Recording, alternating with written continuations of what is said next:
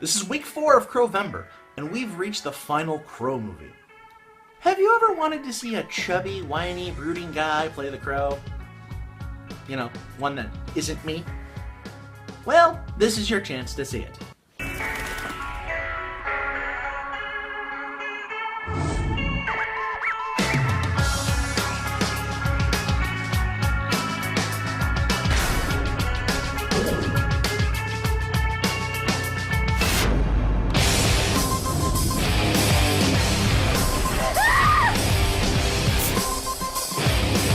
We're told that when someone dies, the crow carries their soul to the land of the dead.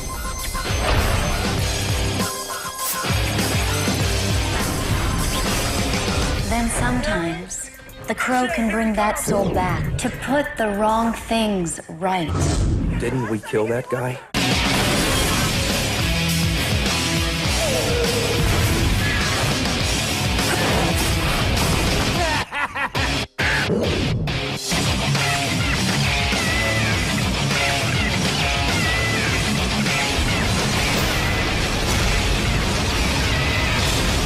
What the hell? Good thing Thanksgiving just passed, because this was the turkey of the series.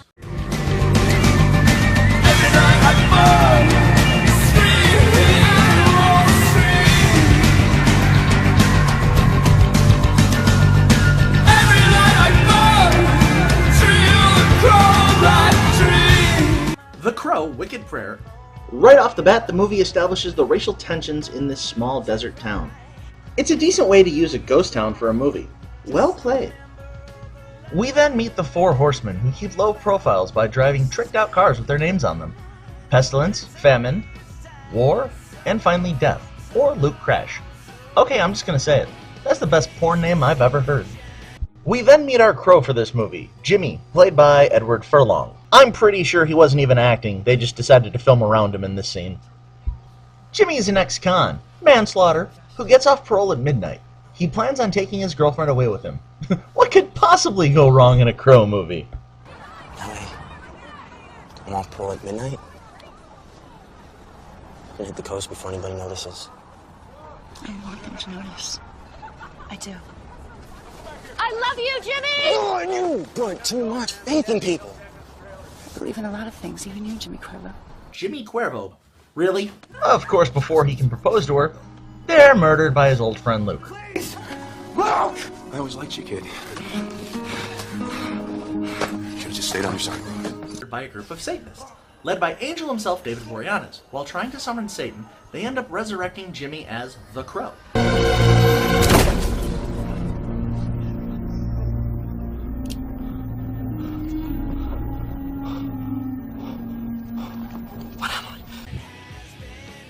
I got nothing.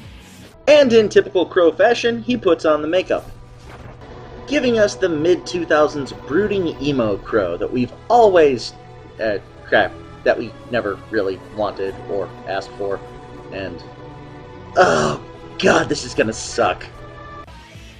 Do I really need to tell the rest of this formula?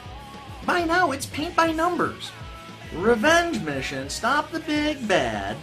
In an interesting twist, Jimmy's crow gets injured, making Jimmy vulnerable for the rest of the movie. In the meantime, Jimmy has until sunrise to stop Luke from getting married and consummating, making the Jimmy Cuervo Crow the ultimate cockblocker. Can Jimmy stop Luke from becoming Satan? Will good prevail over evil? Why was Edward Furlong cast as the lead? He's obviously phoning in this performance. Man, I want to die. I want to die. Do it! Here, watch what happens when you put a good performance over this bad movie. So I guess this is where I tell you what I learned. My conclusion, right?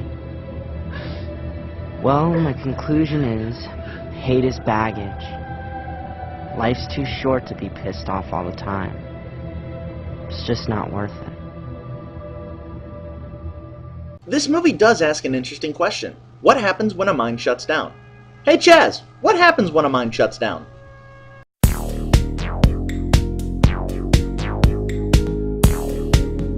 My name is Chaz, and I live in a town where coal used to be king. So I can tell you a few things about what happens to a town when the people who say they dig coal decide that digging coal where you are isn't going to happen anymore.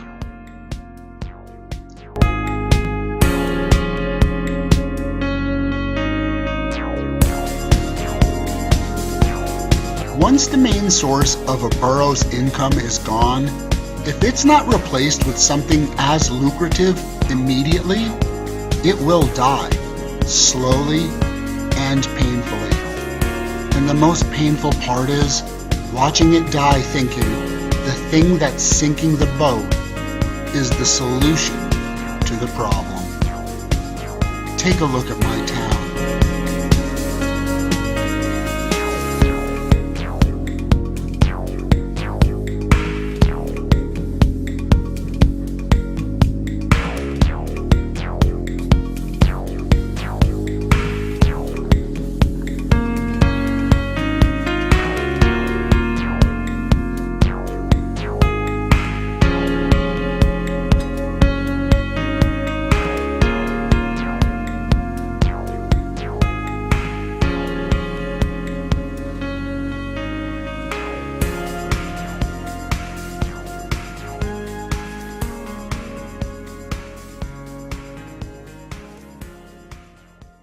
The movie had a good cast.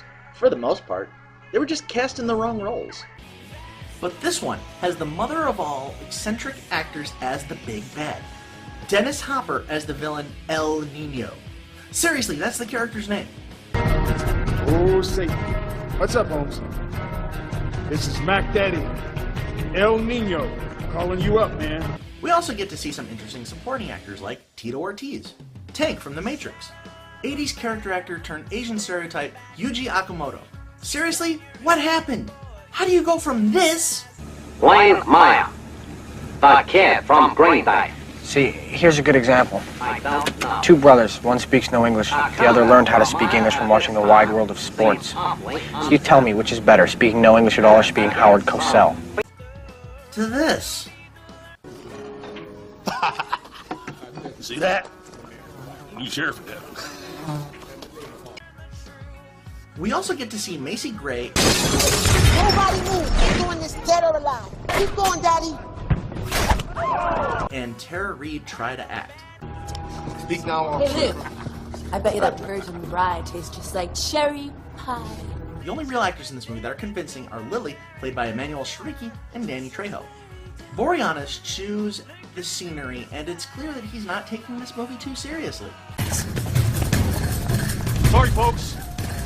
I slice all your throats, but I gotta get to the perennial crowds. Come on.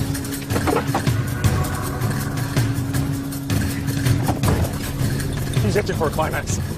Wicked Prayer had some huge shoes to fill, and came nowhere close to being a good movie. It lacked the emotion of the others, and the brutality. Just like the other sequels, there was a good idea that got lost in the mix. The Native American version of The Crow was a nice touch, but not enough. If this were a spoof of the Crow movies, definitely it would have worked. Since they played it straight, it's an unintentional comedy from the director of Six String Samurai. This is the worst of the series and seemed rushed. Skip it, unless you want to see how much of it it's a so bad it's funny kind of movie it is. Don't waste your time. That's just my opinion. And now Crowvember is over. Oh, thank God. Now back to being serious.